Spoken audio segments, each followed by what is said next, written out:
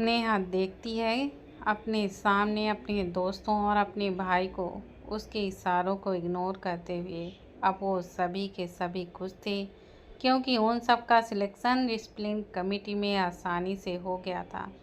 College में एक committee का मेंबर बनना उसके लिए ही फायदे का था। डिसिप्लिन कमेटी तो थी ही सबसे बेस्ट। सभी अपने आगे आने वाले प्लान पर डिस्कशन करने लगते हैं। रमन सबको बताता है कि हमारे कॉलेज में इंट्रा कॉलेज कंपटीशन एक दिन बाद होने वाला है, जिसमें इस कॉलेज के यंग टैलेंट को परखा जाएगा। फिलहाल सिंगिंग और डांसिंग कंपटीशन को ऑर्गेनाइज करवाना पड़ेगा, जिसके लिए डिसिप्लिन कमेटी सबसे ज़्यादा काम करती है। अभी तो फिलहाल ऑडिशंस हो रहे होंगे ताकि कुछ टैलेंट को लाइव कॉलेज में परफॉर्मेंस के लिए सेलेक्ट कर लिया जाए। रमन उन सबको बताने लगता है कि सिंगिंग के लिए आज से ही ऑडिशन स्टार्ट हो चुके हैं। उस कमेटी का हेड ध्रुव है। ध्रुव कभी भी बिना ऑडिशन लिए किसी भी स्टूडेंट को फेवर नहीं करता, फिर चाहे उसका भाई या दोस्त ही क्यों ना हो। रमन की बात सुनकर पात झट से बोल पड़ता है कि मुझे किसी पागल कुत्ते ने थोड़ी काटा है जो मैं सिंगिंग के लिए ऑडिशन देने जाऊंगा, जबकि मुझे पता है कि ध्रुव भाई फाइनल राउंड को खुद देखते हैं और तो और किसी को भी फेवर करने से साफ साफ उनका गुस्सा बढ़ जाता है। ये तो अच्छा हुआ रमन भाई, यू आर द बेस्ट। फिर थोड़ा सा माखन लगाते हुए बात कहता है कि आपने हम सबको इस कमेटी में पास कर दिया है। रमन खुद की तारीफ सुन हंसने लगता है। रमन आगे कहता है कि डांसिंग के लिए भी ऑडिशन आज से ही स्टार्ट हो चुके हैं। इसमें शामिल होना तो और भी टीढ़ी खीर है, क्योंकि उसकी हेड आशा ठकराल है जो आसानी से किसी को भी पास नहीं करती। मैं तुम सबको बता दूं कि ऑडिशन बस आज और कल ही होंगे। इसके बाद जिनका भी नाम लिस्ट में आ जाएगा उन्हें कॉलेज के एम्पायर एंथर में सबके सामने लाइव परफॉर्मेंस करना पड़ेगा। लाइव ही जजिंग होगी, लाइव ही क्राउड की वोटिंग होगी। इसी के साथ जो कॉलेज के कंपटीशन यानी कि इंटर कॉलेज कंपटीशन में जीत जाएगा उसे कॉलेज के तरफ से रिप्रेजेंट करने का मौका मिलेगा। बाद में उस जीतते हुए कैंडिडेट को इंट्रा कॉलेज कंपटीशन में एंट्री मिल जाएगी, जो कि कुछ टाइम बाद होने वाले हैं। इसका ट्रॉफी जीतना ना किसी कैंडिडेट के लिए गर्व की बात है, बल्कि उसकी वजह से कॉलेज का भी नाम उस कैंडिडेट की वजह से यादगार बन जाता है। यह तो वो काफ़ी आगे की बात है। हर साल हमारे कॉलेज के स्टूडेंट इंट्रा कॉलेज कंपटीशन के लास्ट राउंड तक जाते थे, पर आज तक कोई उसे जीत नहीं पाया। वो ट्रॉफी आज तक हमारे कॉलेज के पास नहीं है। एक टाइम था जब सिंगिंग कंपटीशन के लिए हमारे पास एक बेस्ट कैंडिडेट था, पर कुछ कारणों की वजह से वो कैंडिडेट ने परफॉर्मेंस करने से ही मना कर दिया। आज भी वो चाहे तो इंटर कॉलेज कंपटीशन, जिसमें देश के कई कॉलेज के टैलेंट स्टूडेंट पार्टिसिपेट करते हैं, उसमें आसानी से जीत सकता है, पर वो करेगा नहीं। हनी और बनी तुरंत पूछने लगते हैं, अरे अगर इतना अच्छा टैलेंट हमारे कॉलेज के पास है तो वो पार्टिसिपेट क्यों नहीं कर सकता? क्या हम उसे इस बार पार्टिसिपेट करने के लिए मना नहीं सकते? आखिर वो इंसान है कौन? सभी के चेहरे पर बने एक्सप्रेशन से साफ साफ बता रहे थे कि उनको जानना है कि वो कौन सा कैंडिडेट का नाम सुनना चाहते थे। रमन सबको बताता है कि वो चाह कर भी उसका नाम नहीं ले सकता है। रमन आगे कहता है, मैंने उसको प्रॉमिस किया था कि कभी भी उसका इस टैलेंट का जिक्र नहीं करूँगा। जब तक वो खुद सामने नहीं आना चाहता, कोई कुछ नहीं कर सकता। सॉरी दोस्तों, पर मैं तुम सबको उसका नाम नहीं बता सकता, पर इतना ज़रूर बता सकता हूँ कि अगर उसने कभी गाना गाया तो उसे जीतने से कोई भी नहीं रोक सकेगा। अच्छा, एक बात और मैं तुम सबको बताना भूल गया कि परसों जो अल्फाई थिएटर्स में लाइव परफॉर्मेंस होगा उसका एक जज मैं भी हूँ। मैंने ही वहाँ पर सभी अरेंजमेंट देखने हैं। तुम सबको पहले ही वहाँ पर लाइव परफॉर्मेंस देखने के लिए टिकट लेने होंगे।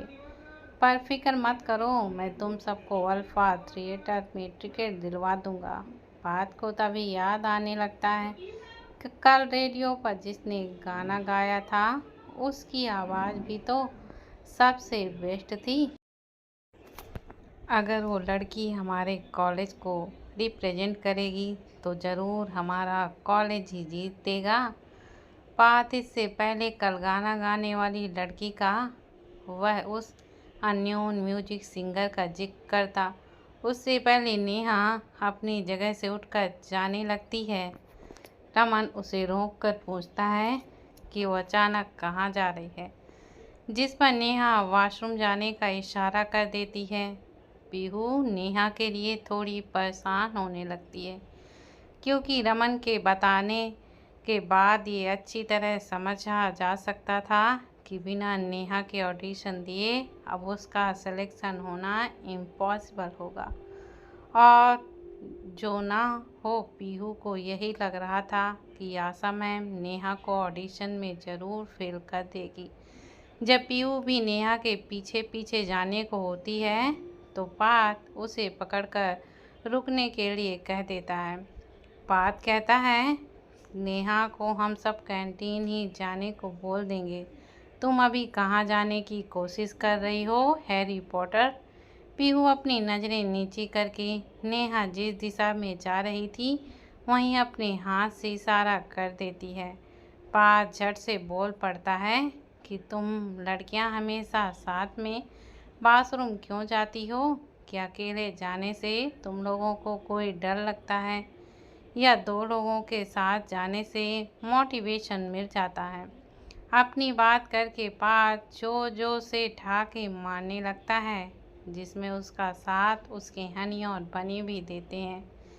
पीहू पार्थ की बात सुनकर अपने मन में ही सोचती है कि ये लड़का हर चीज़ नोटिस कर लेता है।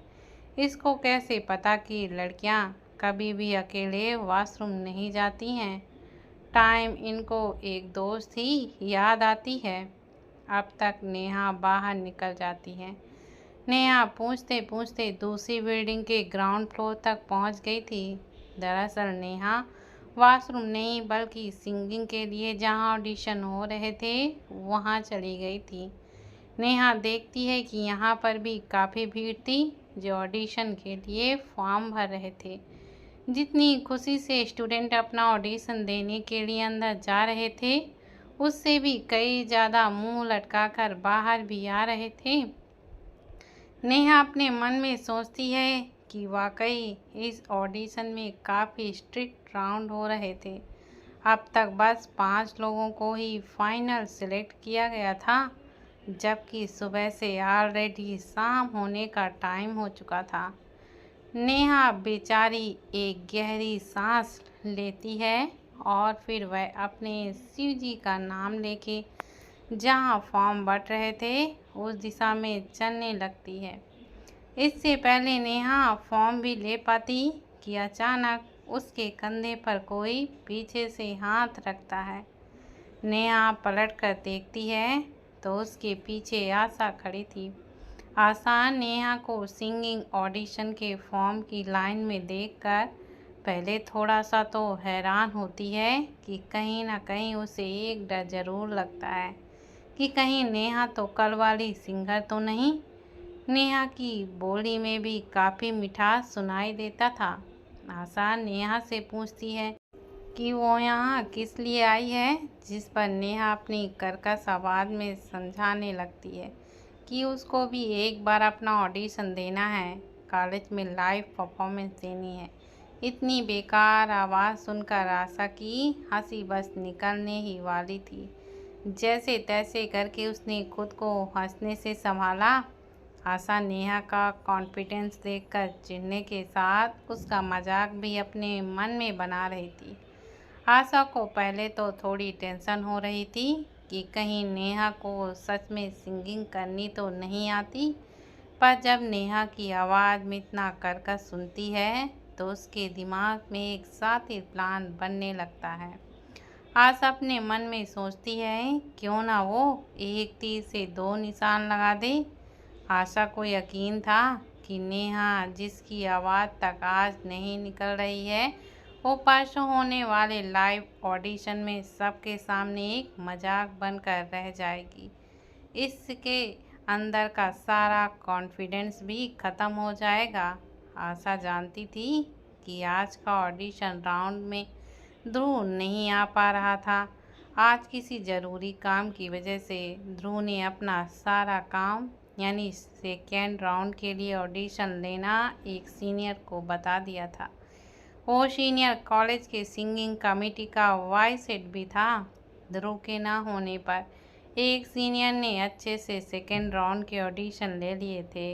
आशा जानती थी कि यही मौका है नेहा को कैसे भी करके ऑडिशन के में पास करवा देने का, ताकि जब नेहा सबके सामने लाइव गाने के लिए अपना मुंह खोलेगी, स्टूडेंट के भद्दे कमेंट और उसका सबके सामने मजाक बनने के बाद नेहा का सारा कॉन्फिडेंस टूट जाएगा।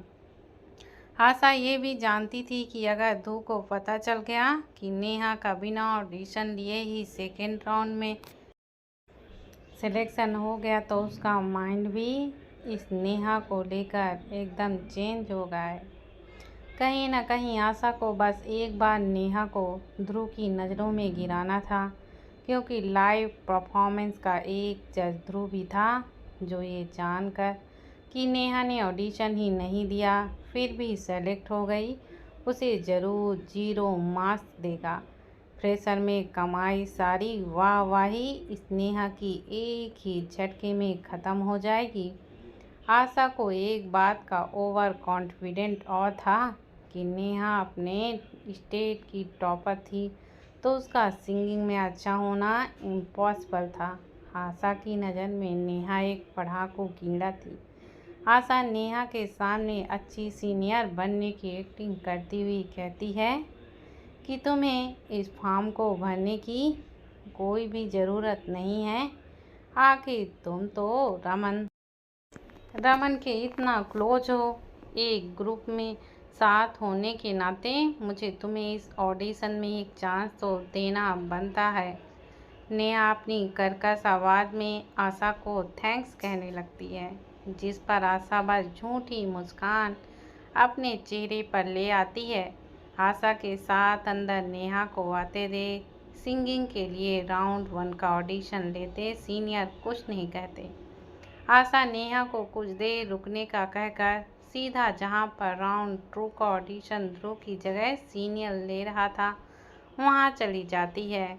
कुछ देर बाद आशा नेहा के पास आकर उसे बता देती है कि उसका सिलेक्शन हो चुका है, अब वो परसों लाइव परफॉर्मेंस कर सकेगी।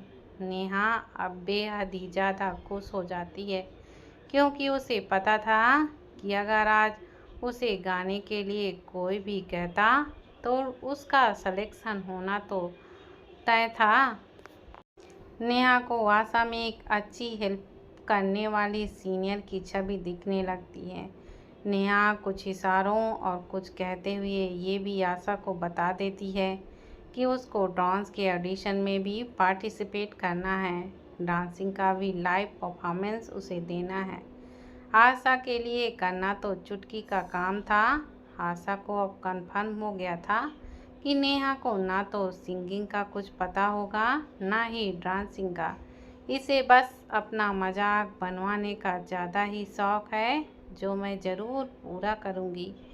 नेहा अपनी बात एक बार आशा के सामने रखती है कि वो डांस के लिए ऑडिशन अभी देने के लिए तैयार है, जिस पर आशा उसे मना कर देती है। आशा नेहा को कहती है, नेहा मुझे खुशी है कि तुमने अपनी बात मुझे बताने की कोशिश करी।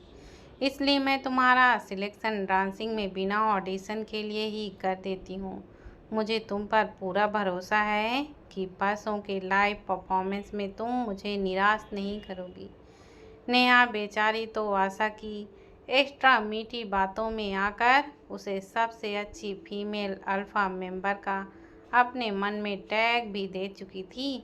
आशा नेहा से एक प्रॉमिस ले लेती है कि वो किसी को ये नहीं बताएगी कि उसी ने उसका सिंगिंग और डांसिंग में फाइनल नाम दिया था। कॉलेज ओवर होने तक 10 लोगों को सिलेक्ट कर लिया गया था। इन 10 में से 5 ही सबसे बेस्ट ईयर के स्टूडेंट थे, जिसमें से एक नाम नेहा का भी था। बाकी पिछली बार के सिलेक्ट कैंडिडेट थे। इनमें से कई तो सिंगिंग कमेटी के ऑलरेडी सदस्य थे। अब तो सीनियर भी ऑडिशन के दौरान उस अननोन म्यूजिक सिंगर के आने का वेट कर रहा था, पर पूरा दिन ख़त्म होने पर भी उसे उस सिंगर का कहीं कुछ अता पता नहीं चला। कल के दिन भी ऐसे ही ऑडिशन होने थे, जिसके बाद परसों इन सेलेक्ट किए हुए स्टूडेंट का लाइव परफॉर्मेंस होना था। नेहा आशा की बात तुरंत मानने के बाद वहाँ से चली जाती है। नेहा खुद से कहने लगती है कि अब वो रमन और पार्थ को नहीं बताएगी कि उसका सिलेक्शन डांसिंग और सिंगिंग में हो चुका है। उन लोगों को तो लाइव परफॉर्मेंस पर ही पता चलेगा, पर मेरी आवाज़। तो दोस्तों, क्या लगता है आपको? नेहा का किसी को ना बताना कहीं उसके लिए ही मुसीबत तो नहीं बन जाएगा? क्या होगा जब ध्रुव को पता चलेगा कि नेहा का सिलेक्शन बिना ऑडिशन दिए हुआ है? क्या इस बार आशा अपने प्लान में सफल हो पाएगी? जानने के लिए पढ़ते रहिए नेहा और ध्रुव की खट्टी मीठी लव स्टोरी आगे इश्क। कहानी पसंद आती है तो आप इसे ज़्यादा से ज़्यादा लाइक करें, शेयर करें और सब्सक्राइब करें और अपने प्यारे प्यारे कमेंट इस पर ज़रूर करें। Thank you for watching.